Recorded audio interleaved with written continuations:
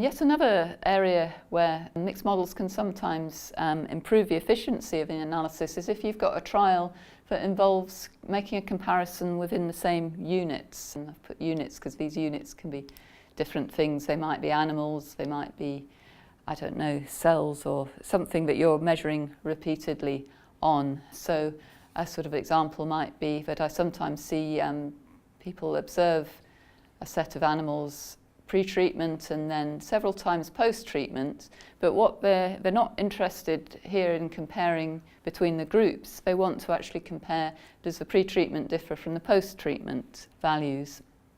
And if you've got complete data, then paired t-tests or a general linear model would be satisfactory. But if you've got missing data, it would lead to some improvement to use a mixed model, and you would get more accurate estimates and more sensitive tests as well if you fitted animal effects as random, because it would include information from animals with missing data. So I haven't got an example sort of readily to hand to show of that, but I've got an example which was taken from a clinical study.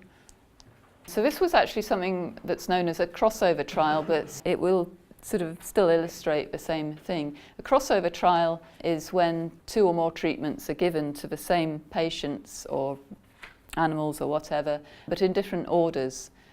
So just in case there's an advantage of one coming first or not. So in this study, 2 treatments were given to all patients, but in different orders, and the objective was to lower blood pressure. So the outcome here is diastolic blood pressure.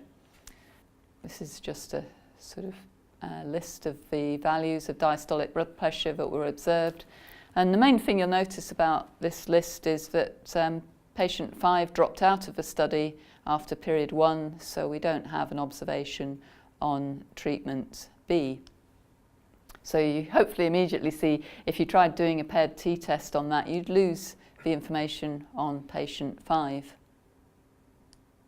I tried fitting 2 models to this. A general linear model that would be sort of similar to the paired t-test, except that we can now, in crossover studies, you want to take account of the period effect, what order the patients received the treatment in, but that's not a particular interest here.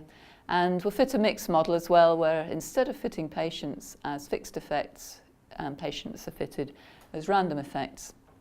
And the variance components for the residual, that's the variation within the patients, is very similar between the 2 models.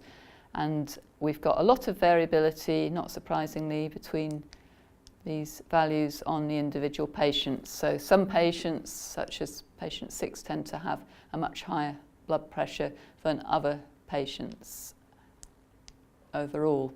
So we've got a large variance component there. And then the thing we're really interested in is the treatment difference and its standard error.